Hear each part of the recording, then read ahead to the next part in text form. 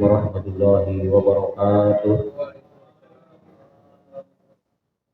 Allahumma sholli wa sallim wa barik alaihi wa ala alihi. Ya Rabbi bil Mustafa balligh maqasidana waghfir lana ma madha ya wasi'al karami.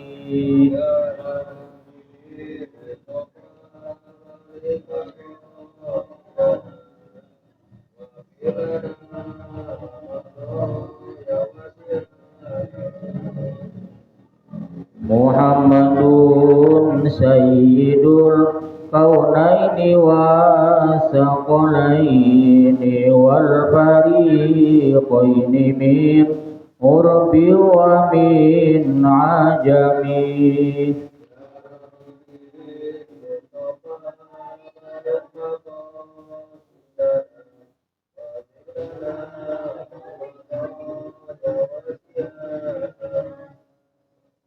Nabiyuna amirun nahi para ahadun abar fi qawli la minhu wa la na'ami.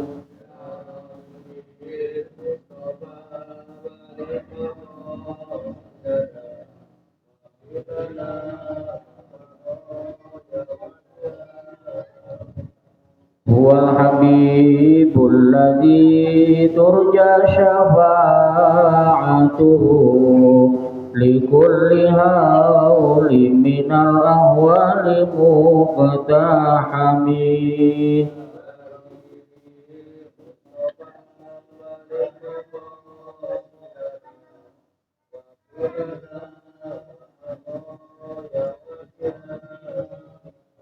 Maulaya sholli wa sallim daiman abada ala habibika khairil khalqi kullihim.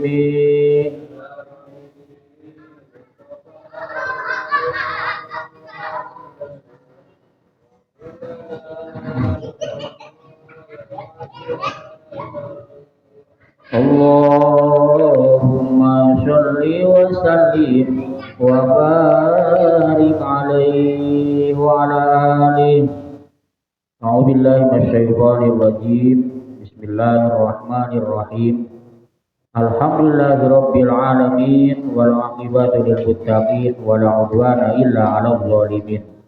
Wassalatu wassalamu ala asyrafil anbiya'i wal mursalin Sayyidina wa maulana Muhammad wa ala alihi wa ashabihi ajma'in, amma ba'du. Hadirin jamaah Masjidul Iman yang saya hormati, wabil khusus segenap pengurus yang hadir, yang mudah-mudahan semuanya selalu ada dalam lindungan Allah Subhanahu wa ta'ala. Marilah kita sama-sama memanjatkan puji syukur kehadirat Allah Subhanahu wa ta'ala atas limpahan karunia, nikmat, hidayah dan taufiknya. Pada sore hari ini kita dapat melaksanakan kewajiban kita, di antaranya melaksanakan sholat maghrib, dan insya Allah kita lanjutkan dengan melaksanakan thalabul ilmi. Mudah-mudahan semua amal ibadah kita diterima oleh Allah Subhanahu wa ta'ala, menjadi sa'yan masykuro, ibadah yang diterima. Amin ya rabbal alamin. Sholawat beserta salam semoga tercurah selamanya atas junjungan kita Nabi besar Muhammad sallallahu alaihi wasallam, juga kepada seluruh keluarganya, para sahabat-sahabatnya serta pengikut-pengikutnya, dan mudah-mudahan kita juga keluarga kita termasuk orang yang istiqomah menjalankan sunnah-sunnahnya sehingga kelak di akhirat mendapatkan syafaatnya. Allahumma amin. Hadirin jamaah rahimakumullah, marilah kita lanjutkan kajian kita masih dalam pembacaan kitab Sulamut Taufiq. Qala al-musannif rahimahullahu ta'ala wa nafa'ana bi ulumihi fi daraini. Amin. Faslun, ini satu pasal.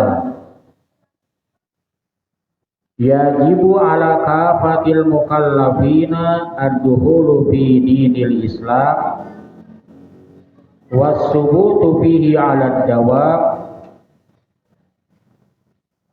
wal-tizamu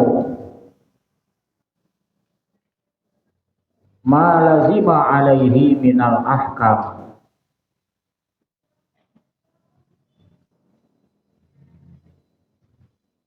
Yajibu wajib, wujuban muhattaman, wajib secara pasti, ala kafatil mukallafina,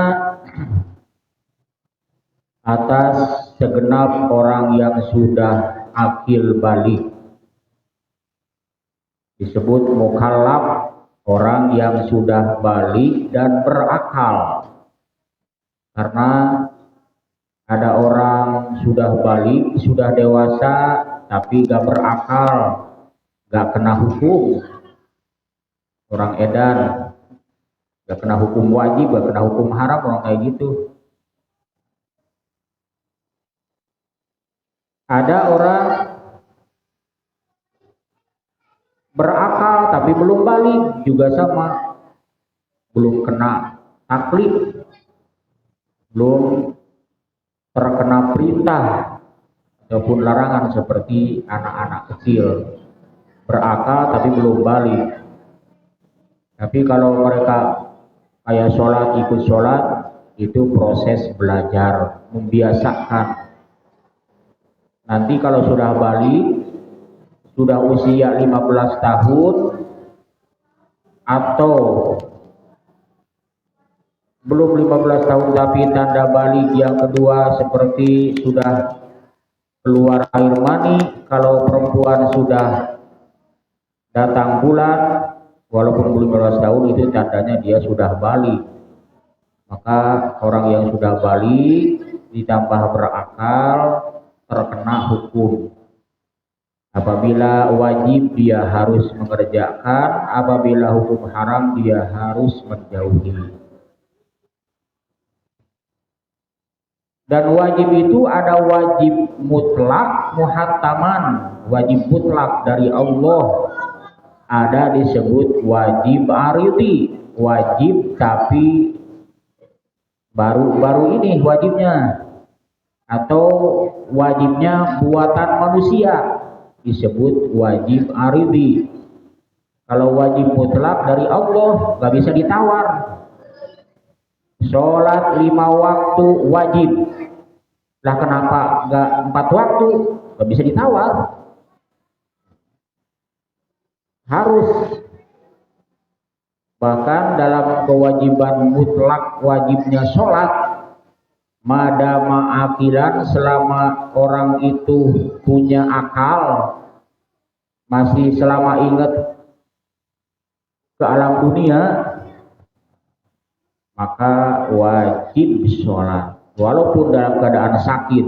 Kalau masih ada akal, ingat urusan dunia, maka dia wajib.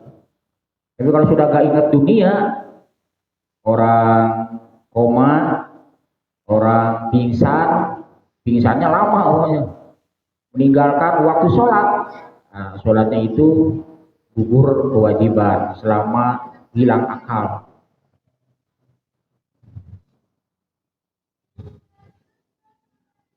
Madam akilan, selama berakal wajib sholat. Tapi orang yang tertinggal sholat dengan tidur atau lupa, nah itu mah wajib dibayar, diqodho di waktu yang lain.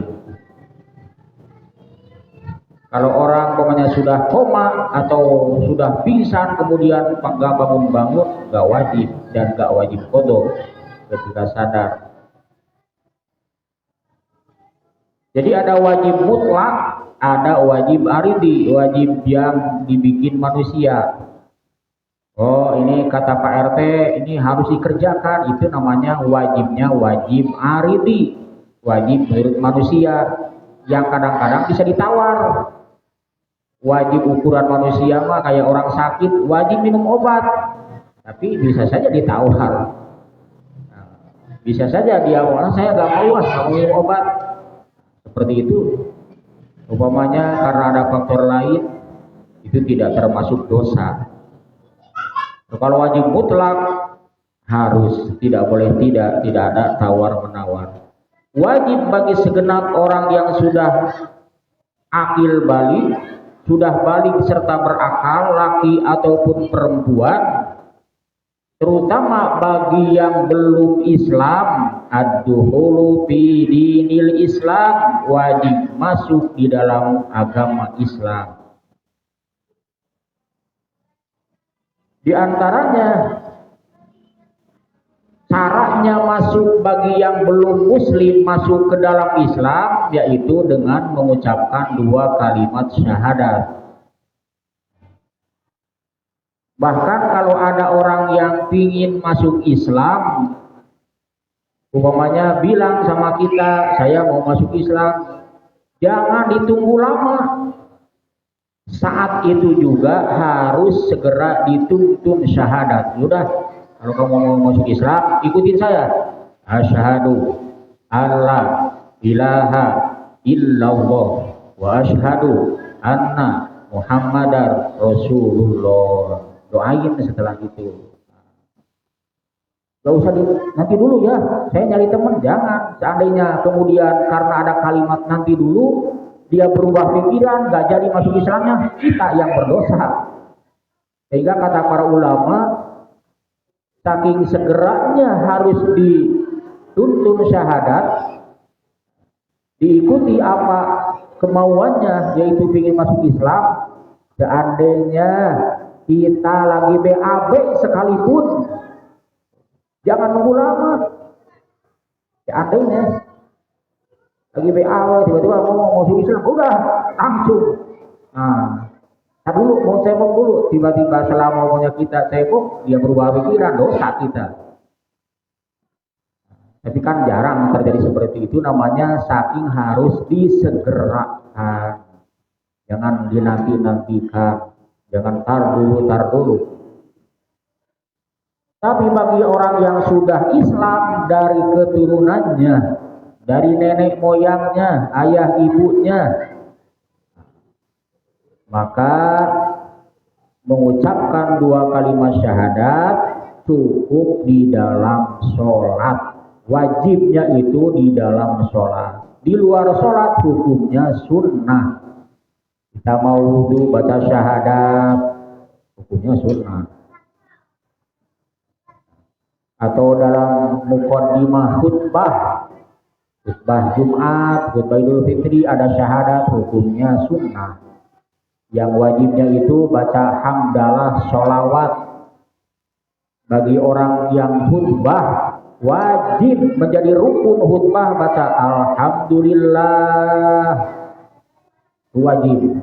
Kalau asyhadu alla ilaha illallah wahdahu la syarikalah, hukumnya sunnah. Ada perbedaan ketika seseorang membaca la ilaha illallah, ditulis baginya 20 kebaikan, dihapus 20 kesalahan atau dosa. Tapi kalau baca alhamdulillah, dicatat baginya 30 kebaikan, dihapus 30 dosa. Berarti lebih gedean keutamaan baca alhamdulillah. Nah, kenapa?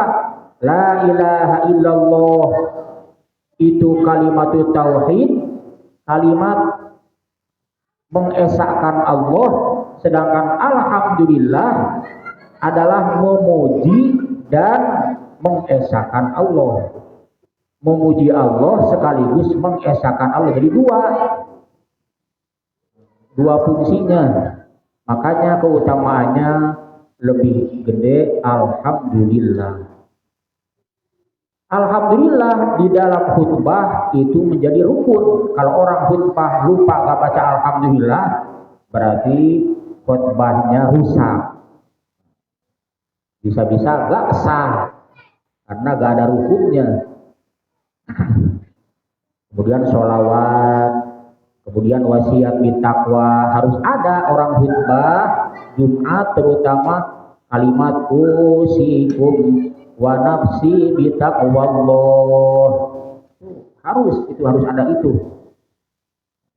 Kalau pokoknya khutbah hanya alhamdulillah, sholawat, kemudian amma ba'du langsung memulai umpamanya tema ceramah, gak ada kalimat saya wasiat khususnya kepada diri pribadi, umum kepada semuanya, atau bahasa Arabnya usikum wa nafsi bitaqwallah, gak sah khutbahnya.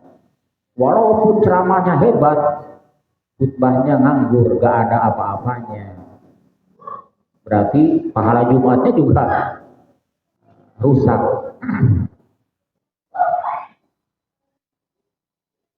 Jadi cara masuk agama Islam harus baca syahadat. Bagi yang sudah Islam wajib baca syahadat di dalam sholat. Dalam sholat wajib baca syahadat. Makanya di dalam kitab fikih seperti Sabinatun Najah, di antara syarat sahnya membaca tahiyat harus konsentrasi. Kita baca asyhadu alla at-tahiyatul dari awalnya sampai asyhadu alla ilaha illallah wa asyhadu anna muhammadar rasulullah, harus konsentrasi. Dan telinga kita yang baca harus mendengar bacaan asyhadu alla ilaha illallah wa asyhadu anna muhammadar rasulullah. Karena kita punya kewajiban di dalam sholat baca syahadat. Jangan sampai baca syahadat di dalam sholat hati melamun. Harus diperhatikan ketika menjelang. Ingat itu pengalaman. Kalau ketika baca Fatihah, sholat sendiri atau jadi makmum, pasti itu setan menggoda, membawa pikiran kita ke hal-hal sebelum sholat atau nanti sesudah sholat. Tadi dari rumah bagaimana kepikiran kalau lagi baca Fatihah, tapi kalau lagi baca surat pendek kadang-kadang ingat. Itu tandanya pentingnya baca surat Fatihah konsentrasi. Ketika diharuskan konsentrasi, setan sibuk membuat kita lupa, membuat kita sibuk mikirin yang lain. Jadi pahala sholatnya berkurang.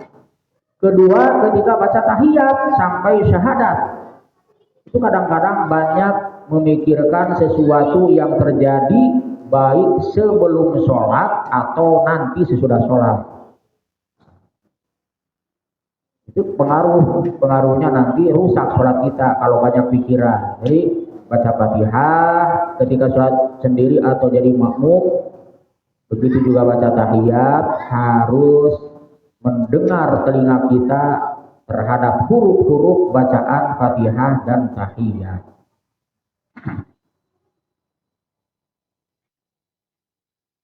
Wajib masuk di dalam agama Islam. Sebagaimana firman Allah Subhanahu wa taala dalam Al-Qur'an, ya ayyuhalladzina amanu udkhulu fis-silmi kafah. Wahai orang-orang beriman, masuklah di dalam agama Islam secara kafah, secara menyeluruh. Kita yang sudah Islam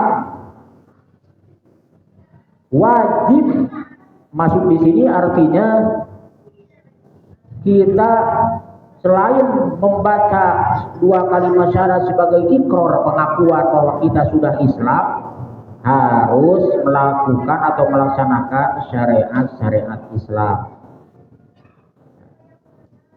Hingga seterusnya di pasal ini wasubutu bihi 'ala dawam.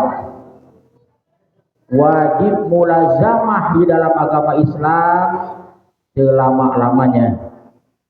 Bilang kita ilal maut, jangan sampai putus, jangan sampai berhenti agama Islam kita sampai kita mati. Setelah Islam, maka Islam kita itu harus terbawa sampai mati. Berarti sholat selama hayat di kandung badan, wajib sholat. Puasa walaupun itu terselang 11 bulan gak puasa, ketika datang Ramadan wajib puasa. Zakat apabila sudah sampai waktunya maka wajib zakat. Apa-apa yang ada dalam Islam baik syariat maupun torekat ataupun perjalanan-perjalanan ibadah yang lain disebutnya torekat. Perjalanan menuju Allah itu ibadah. Ibadah bukan hanya sholat, puasa, zakat, haji, termasuk ketika pakai pakaian, pakailah syariat Islam. Ketika makan, minum, bagusnya ikuti sunnah Nabi Muhammad yang merupakan bagian daripada syiar Islam. Jadi cara bergaul, bergaulah seperti bergaulnya yang dibenarkan oleh Islam. Berbicara yang dibenarkan oleh agama Islam. Semuanya. Jadi kalau Islam, orang Islam itu kalau bisa adat budaya harus diselaraskan dengan Islam. Tidak boleh bertabrakan, bertentangan dengan Islam. Umpamanya kita sudah Islam, giliran merayakan ulang tahun, setelah meniup lilin acaranya joget-joget. Nah, itu nggak sesuai. Kalau orang Islam silakan kita merayakan ulang tahun karena ada sinyalemen di dalam Al-Quran ada memperingati hari kelahiran, itu sejarah Nabi Isa alaihi salam. Maka rayakanlah secara Islami. Seandainya tetap umpamanya ingin menyalakan lilin, niatin lilin itu adalah kobaran hawa nafsu, kemudian kita tiup, diniatkan agar hawa nafsu yang ada dalam diri kita, terutama hawa nafsu yang membawa kesengsaraan, hawa nafsu yang akan mencelakakan, seolah-olah kita tiup, kita kurangi, kita lawan. Atau godaan-godaan setan kita tiup, seolah-olah begitu. Setelah itu berdoa, jangan joget-joget dan dansa, nyalain hiburan, pakai musik. Jangan, kita mau berdoa, kemudian dilanjutkan sedekah makanan kepada orang lain, entah kuenya, entah makan-makan, minum-minum bareng-bareng. Niatin sedekah, berbagi kepada orang lain. Itu cara seperti Islam. Jadi kadang-kadang orang Islam banyak gitu ya. Kadang-kadang budaya atau adat, tata cara kehidupan selain syariat pokok keluar dari Islam.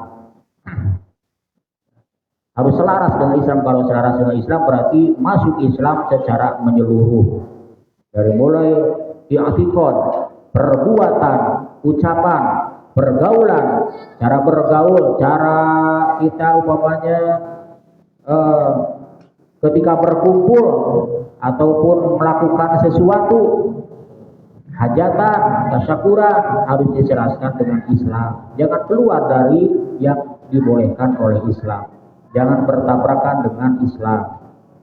Itu namanya masuk secara menyeluruh di dalam Islam. Jadi kalau orang Islam berpakaian juga jangan pakai celana pendek, itu bukan ciri-ciri Islam. Pakaian Islam menutupi aurat. Ketika kita pakai baju, ketika kita pakai celana, ketika kita pakai sarung, niatin menutupi aurat. Menutupi aurat hukumnya wajib. Nah kalau kita umat Islam masih pakai celana pendek yang kelihatan dengkul, berarti masuk Islam belum menyeluruh. Al-Quran menyuruh kita masuk Islam, udhulu fisilmi kafah, masuklah di dalam Islam secara menyeluruh, jangan separoh-separoh gitu. Jadi kalau pakai pakaian harus menutupi aurat, itu berarti pakai pakaiannya sesuai dengan Islam. Kalau masih kelihatan aurat berarti gak sesuai dengan Islam, belum menyeluruh masuk Islamnya, baru sebagian-sebagian. Kalau seperti itu nanti akan ada pertanggungjawaban yang berat di akhirat. Kita harus hati-hati. Jadi ada orang yang berpakaian nggak menutupi aurat, tertutup aurat, cuma ngetat, bentuk otot aurat itu kelihatan, itu juga termasuk tidak menutupi aurat. Gitu ya. Perempuan pakai celana legging, pakai kaos ketat, keluar rumah, iya ketutup, dengkulnya ketutup, warna kulit ketutup, tapi bentuknya netak. Nah itu termasuk tidak menutupi aurat. Berarti belum masuk Islam secara menyeluruh, baru sebagian-sebagian.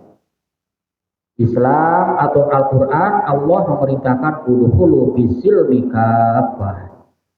Sehingga di dalam ayat lain dijelaskan bahwa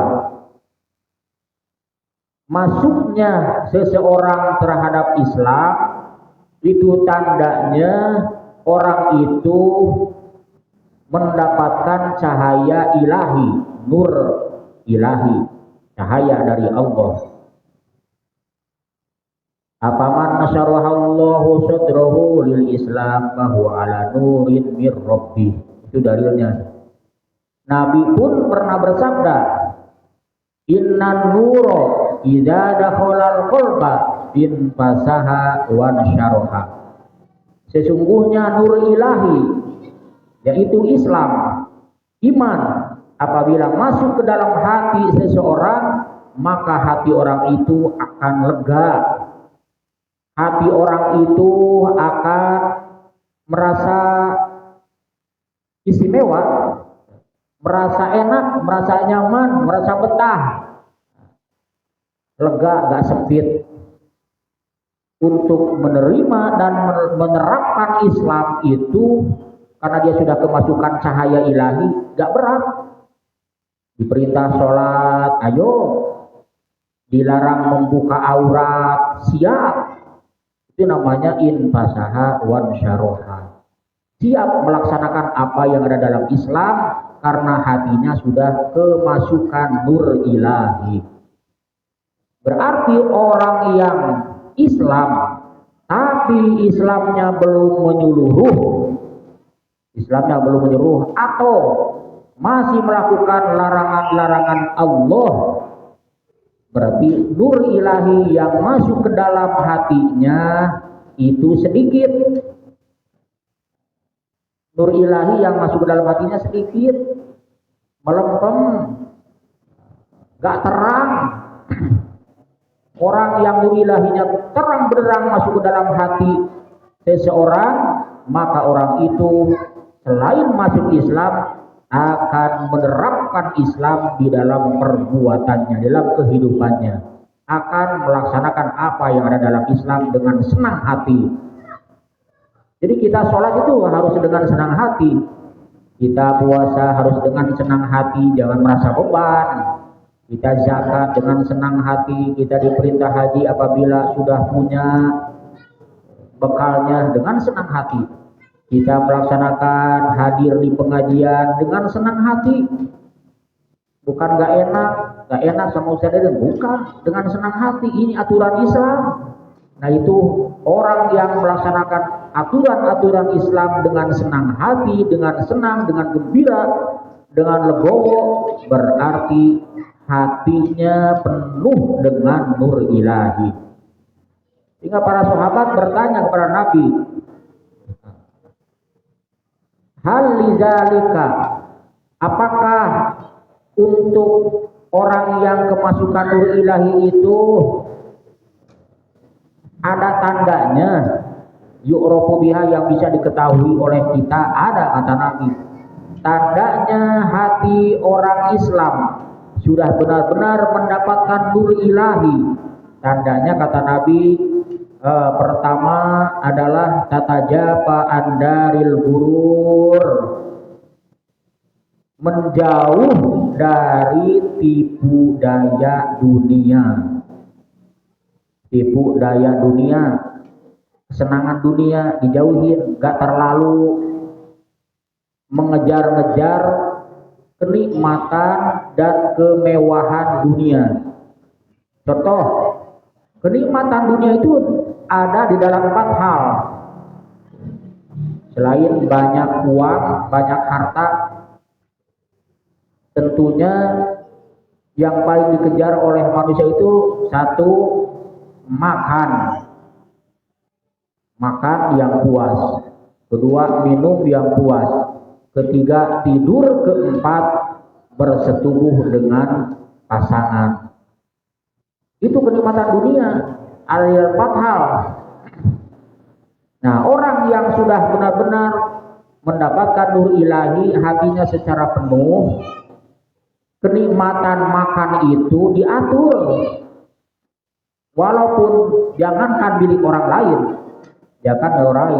milik sendiri pun diatur. Diatur waktunya, diatur porsinya, semata-mata hanya untuk mengganjal, yang penting bisa ibadah kepada Allah. Karena dari faktor makan yang gak teratur, contoh kita makan terlalu kenyang, bawaannya ngantuk. Kalau sudah ngantuk, ibadah males. Orang terlalu kenyang, jangankan dibawa bangun malam untuk sholat tahajud, untuk zikir, untuk tafakur. Sholat subuh aja berat, kenyangan makan. Kalau gak dibangunin, gak bakalan bangun.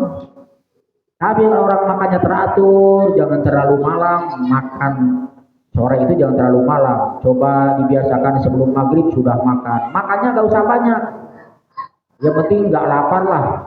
Biasanya dibawa bangun malam, setengah 2 atau jam 3 itu enak, enteng. Itu diantaranya manfaatnya atau hikmahnya. Bahkan para ulama, orang-orang soleh itu makan tidak seperti kebanyakan umumnya manusia. Kalau kita kan rakus, itu kan, pagi gorengan masuk, bubur masuk, uduk masuk, datang tukang ketoprak dipanggil.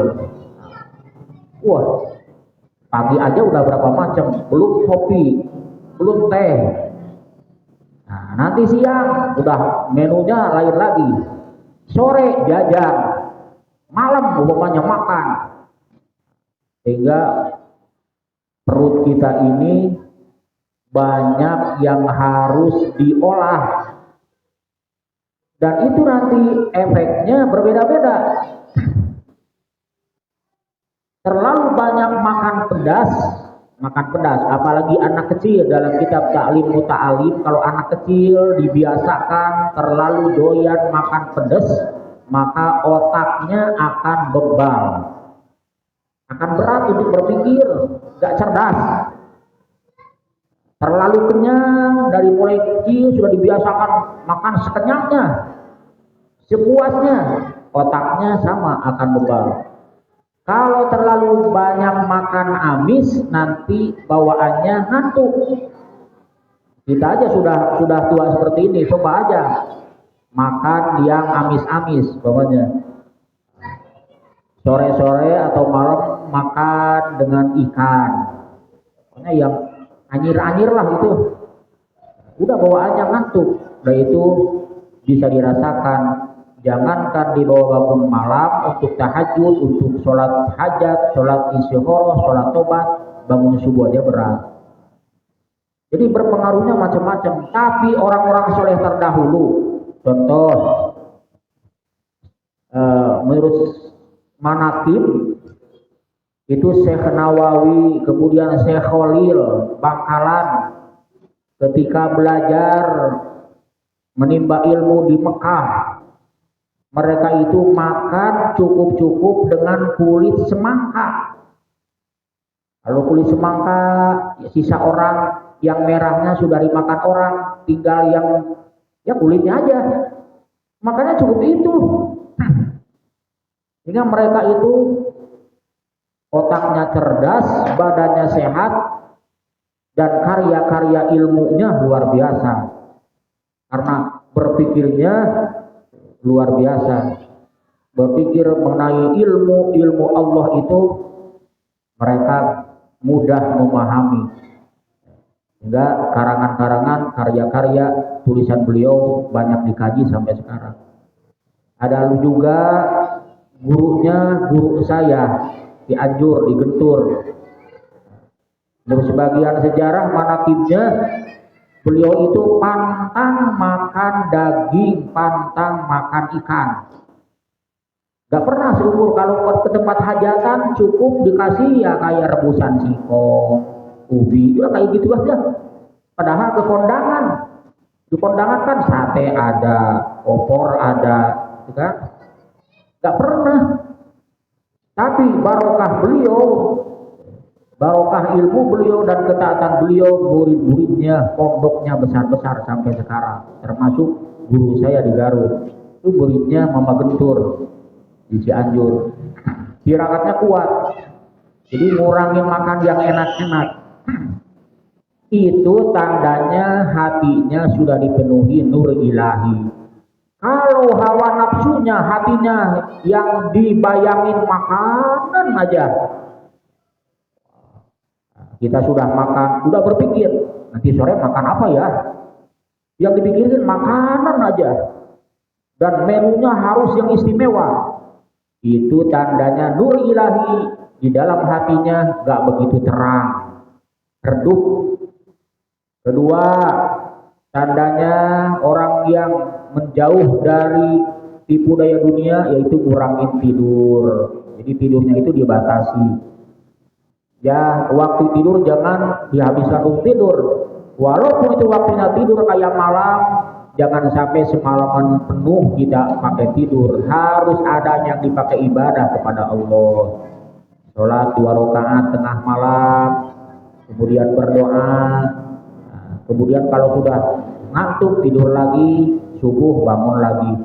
Orang-orang soleh terdahulu itu banyak memperhatikan bangun malam. Biasanya sampai subuh. Jadi usahakan bangun itu kalau subuh jam 4:30, 3:30 atau jam 3 sudah bangun. Subuh, sholat subuh berjamaah. Jangan sampai meninggalkan sholat qobliyah subuh, itu tata cara orang soleh. Kalau kita selalu memperhatikan qobliyah subuh, mau di rumah, mau di masjid. Pokoknya kalau sudah azan, kalau sekiranya ke masjid gak bakal keburu, qobliyah subuh dulu di rumah. Baru berangkat, kemudian ngikutin berjamaah subuh di masjid. Kalau dulu mah enak. Dulu waktu azan sampai qomat gak kayak sekarang.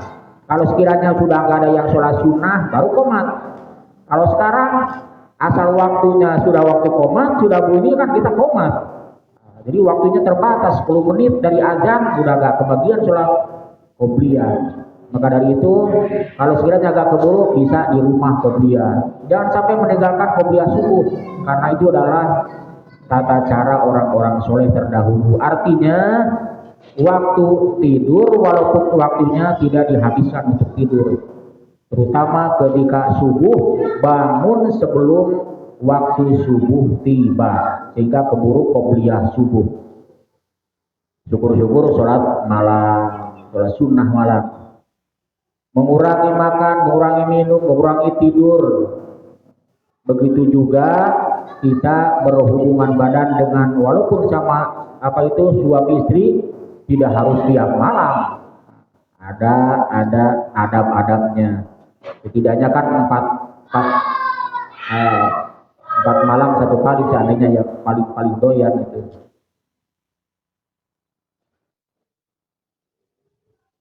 Nah ini kedua, kata Nabi, tandanya nur ilahi sudah memenuhi hatinya. Selain menjauhi tipu daya dunia, orang itu wal inabah ila daril hulud, akan selalu memperhatikan ibadah kepada Allah. Sholat diperhatiin, ngaji diperhatiin, pokoknya ibadah-ibadah itu gak tertinggal. Gak malas-malasan untuk ibadah kepada Allah. Tandanya orang sudah memikirkan akhirat, tidak terlena dengan urusan dunia yang sifatnya hanya sementara. Kita umpamanya kalau diperhatikan nih, dunia itu kan laibu walahun, permainan. Pagi bangun, sarapan, kerja, sore pulang, malam tidur. Tiap hari begitu. Kalau tidak ada taqarrub kepada Allah, tidak ada mendekatkan diri kepada Allah, tidak ada ibadah kepada Allah, rugi kita. Di dunia hanya sebentar, di akhirat gak punya apa-apa. Sedangkan bekal di akhirat, bekal setelah kita mati, itu ibadah kita. Mendekatnya kita kepada Allah dengan cara memperbanyak bertafakur, mengingat-ingat akhirat. Mengingat-ingat akhirat paling banyak itu dalam pengajian seperti ini. Kita ingat kita bakal jadi penghuni kubur. Kita ingat kita akan menjadi penghuni akhirat. Bakal ngalamin ditimbang amal. Bakal sendiri di alam kubur. Tahu besok, tahu lusa kita dipanggil. Sekarang kita merasa paling diberi panjang umur. Karena kita nggak tahu besok apa lusa kita sudah ada di dalam tanah. Harus sering ingat-ingat Allah, sering mikirkan akhirat, dan kembalilah kepada Allah, memperbanyak ibadah kepada Allah. Itu tandanya nur ilahi sudah memenuhi hatinya. Kalau masih lalai terhadap ibadah kepada Allah, tidak memperhatikan akhirat, nasib dia di akhirat, jadi kita ibadah itu bukan untuk Allah, untuk kepentingan kita di akhirat. Memperbanyak berkumpul dengan orang soleh itu untuk bekal kita di akhirat. Jadi banyak-banyak kumpul, jangan nunggu kita nanti didatangi orang kumpul. Banyak-banyak ngaji, hadiri pengajian sebelum kita dingajikan. Banyak-banyaklah, sering-seringlah sholat sebelum kita disolatkan. Harus ingat akhirat. Jangan terlena dengan dunia yang sifatnya sementara, dan kehidupan akhirat adalah kehidupan yang abadi. Yang ketiga kata Nabi, isti'dad lil maut qabla nuzulil maut. Orang yang hatinya dipenuhi nur ilahi selalu mempersiapkan bekal untuk mati, bekal untuk di alam kubur, bekal untuk di akhirat. Kubur itu sempit. Alam kubur itu sempit. Yang akan melapangkan alam kubur, meluaskan alam kubur adalah berbagi sedekah, walaupun kepada keluarga, kepada anak, kepada cucu. Ketika ngasih uang, niatin sedekah dalam hati, ya Allah saya sedekah. Nah, nih uang untuk jajan, niatin dalam hati sedekah. Itu melapangkan alam kubur. Kemudian kalau alam kuburnya ingin wangi, maka perbanyak baca sholawat. Alam kubur itu gelap, penerangnya adalah bacaan ayat suci Al-Quran. Kalau kita punya malam Jumat, baca Yasin, baca sholawat, semua itu untuk bekal kita nanti di alam kubur, di akhirat. Penerang, kemudian pelega, jadi gak sempit, gak gelap, gak bau, tetapi akan wangi, akan luas, dan akan terang, betah, dan banyak teman. Amal ibadah kita akan menjadi teman di alam kubur, akan menjadi teman di alam akhirat, penolong di alam akhirat. Ini namanya orang yang sudah dipenuhi hatinya dengan nur ilahi akan isti'dadil maut qabla nuzulil maut, kata Nabi. Selalu mempersiapkan bekal untuk bekal setelah mati ke sana sebelum mati itu datang. Jangan nanti aja kalau sudah tua, jangan. Belum karuan umur sampai tua. Nanti aja juga ditahlilkan sama anak, sama saudara, sama tetangga, jangan ngarepin gitu. Kita harus memperbanyak dari sekarang, kita sendiri yang memperbekali diri. Kalau orang yang ada tanda-tanda yang tiga, artinya selalu memanfaatkan hidupnya untuk kembali kepada Allah, tandanya nur ilahi memenuhi hatinya. Mudah-mudahan kita semua selalu mendapatkan bimbingan hidayah dan taufik Allah Subhanahu wa taala, menjaga iman dan Islam kita, dan juga mudah-mudahan Allah Subhanahu wa taala selalu mencurahkan rahmat dan keridhaannya kepada kita semuanya. Amin ya rabbal alamin. Itu saja yang dapat saya bacakan. Mudah-mudahan ada manfaatnya. Kalau ada keliru atau salah itu dari kepada saya pribadi, ihdinas siratal mustaqim. Wallahu muwaffiq ila aqwamit thoriq. Wassalamualaikum warahmatullahi wabarakatuh.